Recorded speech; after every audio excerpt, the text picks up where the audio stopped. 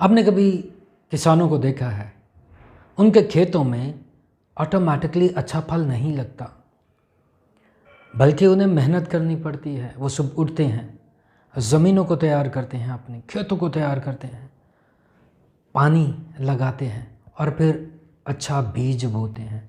और जब अच्छा बीज बोते हैं तो उसके बाद कहीं जाकर उन्हें अच्छी फसल नसीब होती है।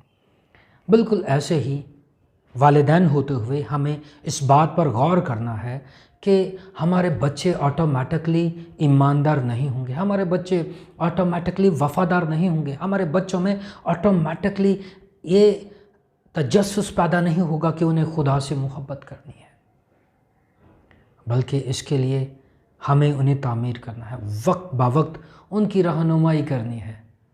और MIK इस खिदमत में आपके साथ पिछले कई सालों से MIK कलीसिया पाकिस्तान की किताबों के वसीले से खिदमत कर रहा है। आप ज़रूर MIK की किताबों से इस्तिफ़ादा हासिल करें।